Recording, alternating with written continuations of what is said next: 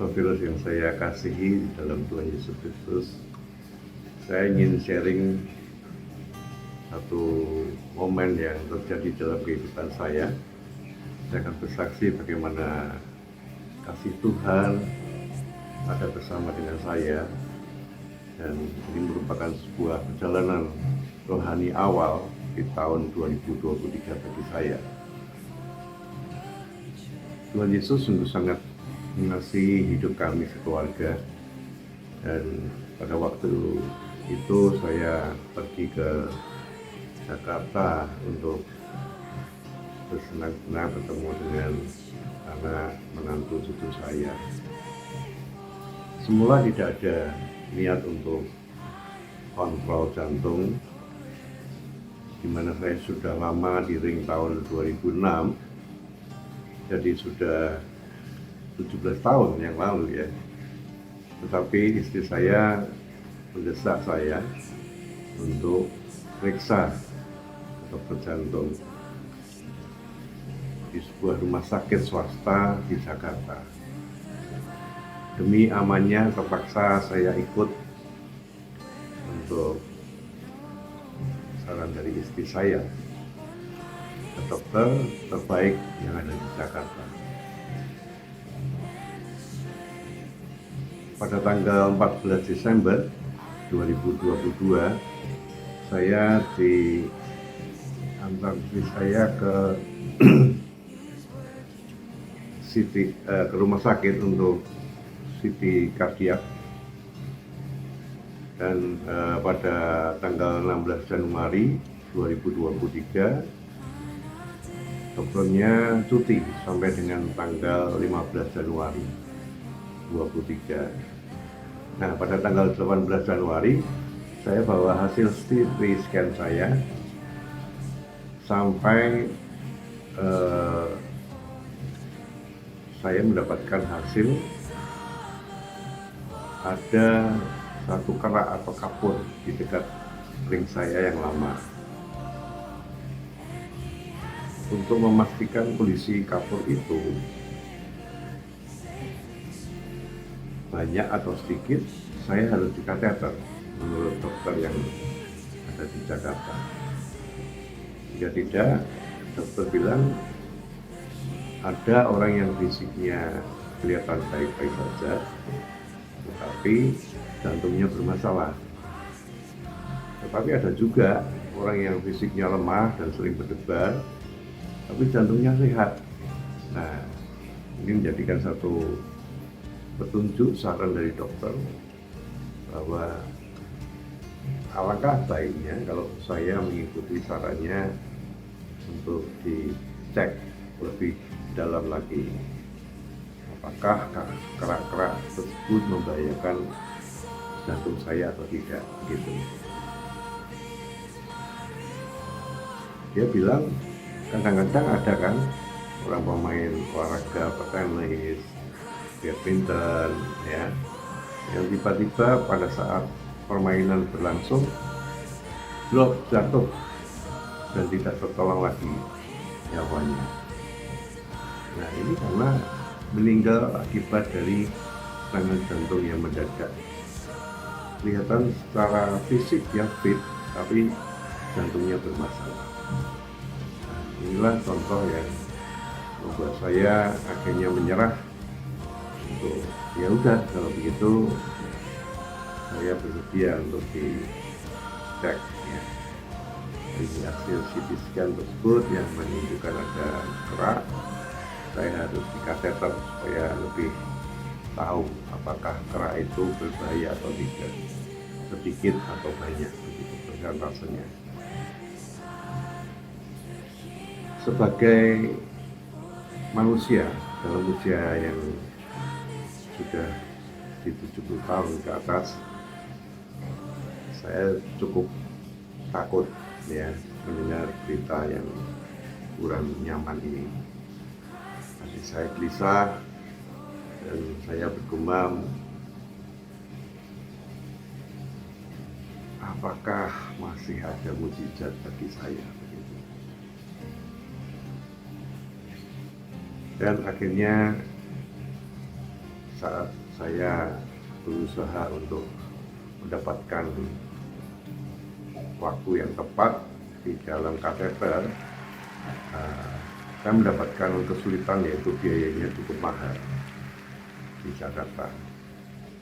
Akhirnya kita sekeluarga berunding dan anak-anak lebih setuju untuk saya dibawa ke Penang, di mana saya sebelum tahun 2019, sebelum COVID, saya sudah 3 kali kontrol jantung di sana. Nah, dengan melihat bahwa perbedaan biaya yang cukup mahal, kemudian cukup banyak, ya, serta dokter yang ada di Penang juga baik, maka kita ngambil kesempatan untuk saya berangkat ke sana, ke Penang. Bertepatan pada bulan Juni itu saya juga berbarengan dengan Pastor Robert, ya, penyanyi dan penyisal lagu rohani yang masuk rumah sakit di Singapura, operasi ginjal. Dari pergumulan saya berserah kepada Tuhan. Saya ingat lagu Jalannya Tidak Terselam, tapi saya yakin Tuhan akan membukakan pintu buat orang-orang yang menaruh percaya dan berserah kepadanya. Masih ada jalan terbuka untuk saya mungkin. Nah, kalau saudara yang hidup pada tahun 70-an, ya, itu masih ingat ada lagu yang populer waktu itu, yaitu Semalam di Cianjur. Nah, saya ke Penang di dalam kondisi semalam di Adventist, rumah sakit Adventist, ya.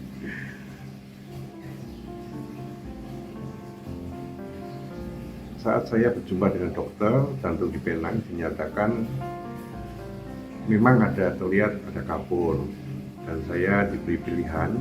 Yang pertama, kateter dengan biaya yang jauh lebih murah dari Indonesia.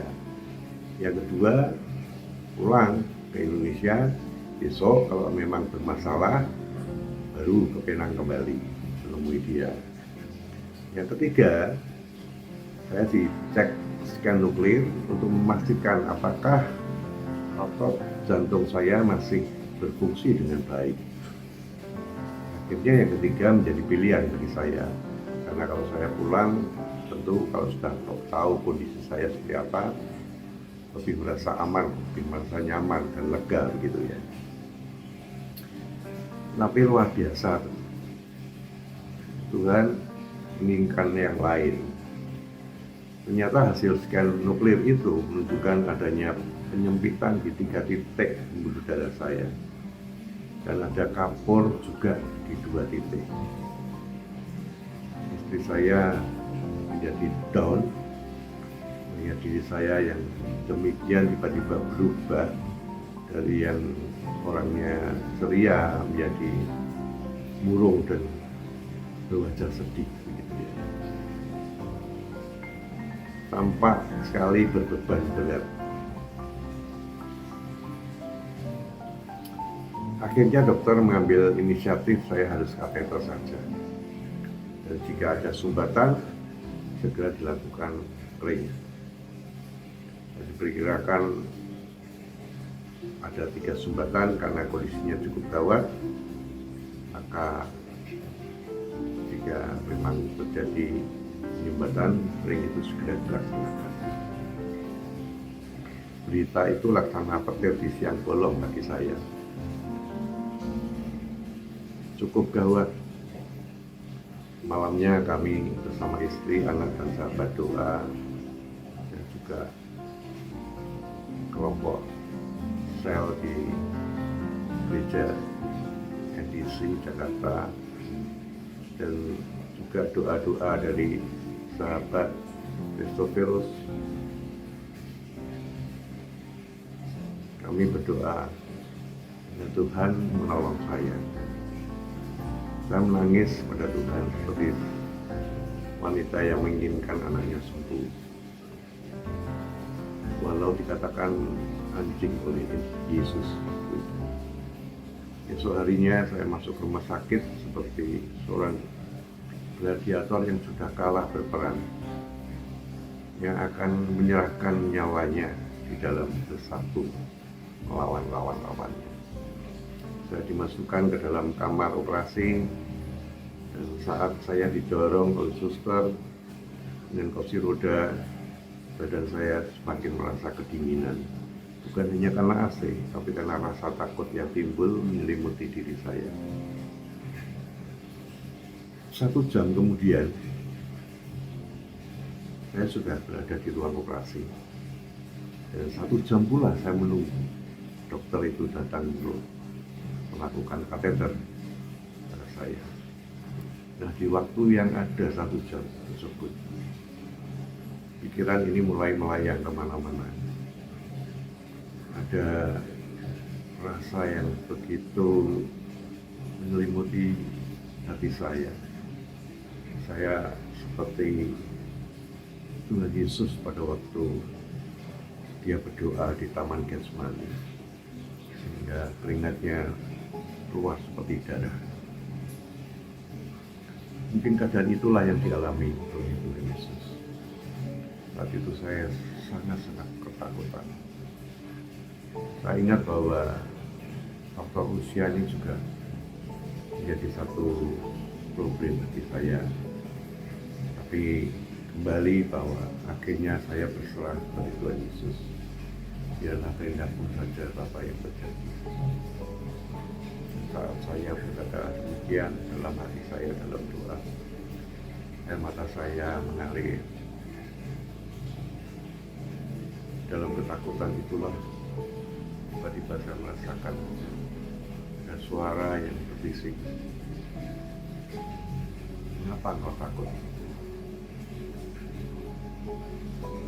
Saya ada di samping, dan saya merasakan ada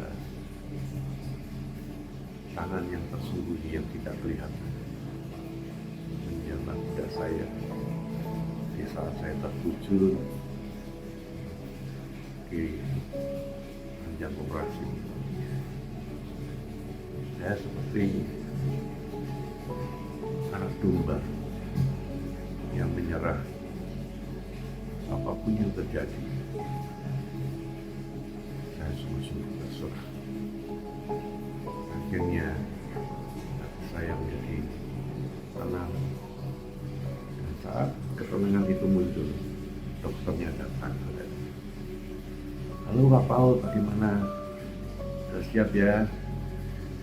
Tenang saja." Terus dilakukan mulai kateternya, dan tangan saya mulai dimasukin alat kateter, terus kemudian menjalar masuk ke pembuluh darah. Dan satu hal yang saya takuti adalah juga mengenai setelah kateter. Kalau setelah kateter itu karena minum pengencer darah, maka darah itu akan keluar dengan banyak gitu ya. Oleh sebab itu dia harus diikat, kemudian diikat demikian kencang selama 6-8 jam, tergantung dari segera keringnya atau tidak dari darah tersebut gitu, ya. Akhirnya untuk 8 jam saya waktu ring pertama itu sangat-sangat kesakitan. Ya, setelah di ring itu tangan saya biru semua gitu. Ya. Nah, itu sudah menjadi trauma bagi saya untuk melakukan kateterisasi. Nah, kembali pada saat saya dikateterisasi oleh dokter, nah, saya mulai merasakan masuknya alat kateter itu, dan saya bisa merasa tenang, dan seolah ada yang mendampingi saya. Dan ketika dokter itu melihat ke tempat-tempat yang dicurigai adanya pengecilan pembuluh darah dan kerak-kerak tersebut, dia teriak, saudara, Michael, Pak Paul, gitu. Saya kaget loh, ada apa kok merekol itu? Kenapa dok? Saya sempat bertanya, dia bilang, yang menyempit melebar. Kemudian yang ada keraknya hanya 20%. Karena kalau menurut nuklir itu keraknya cukup banyak begitu. Wah, seperti seorang yang mendapatkan lotre ya, saudara. Berarti saya sungguh gembira. Kegembiraan itu membuat saya mengalirkan air mata kembali. Puji Tuhan, sungguh Tuhan sangat baik. Sungguh mujizat itu masih ada. Ya akhirnya dokter selesai dan kateterisasi, yang memberikan salam pada saya, Bapak ternyata luar biasa, tidak ada masalah. Bapak bisa kembali besok kalau kontrol, bisa 1 tahun atau 2 tahun, tapi terserah tergantung kondisi kesehatan Pak Paul. Dan dia keluar, kemudian istri saya berdebar-debar menemui saya, punya bertemu dengan dokter dan dikatakan, Bu, luar biasa. Kenapa Pak? Bagaimana suami saya? Luar biasa. Apa yang saya kirakan menyempit melalui CT scan dan scan nuklir itu ternyata melebar kembali, normal kembali. Dan kerak-kerak yang saya perkirakan cukup banyak, hanya 20%. Jadi tidak perlu dikateter untuk 4 tahun. Wah, puji Tuhan, istri saya dan anak saya yang pertama bersuka cita. Dan saya menangis dan berterima kasih pada Tuhan, karena Tuhan sungguh baik bagi kami. Sebab itu, Bapak Ibu yang saya kasihi, virus, percayalah bahwa mujizat masih ada. Dan Tuhan mengasihi orang-orang yang bersandar padanya. Karena Dia sudah menebus umatnya mati di atas kayu salib, bukan hanya untuk merebut dosa saja, melainkan merubah status kita dari hamba menjadi seorang anak. Tentu seorang bapak, Dia akan mengasihi. Dia tahu bahwa anak-anak ini nanti akan menjadi ahli waris kerajaan surga. Oleh sebab itu, Bapak Ibu yang saya kasihi dalam fokus Skriptophilus, mari terus mencintai Tuhan, melekat kepada Tuhan. Bacalah selalu Alkitab untuk mengetahui rahasia-rahasia kuasa Tuhan, kasih Tuhan, keagungan Tuhan, dan kemuliaan Tuhan. Semuanya itu akan diwariskan kepada kita jika kita setia dan menemukan saat Yesus datang, iman kita bersama dengan Yesus. Terima kasih. Tuhan Yesus memberkati. Haleluya.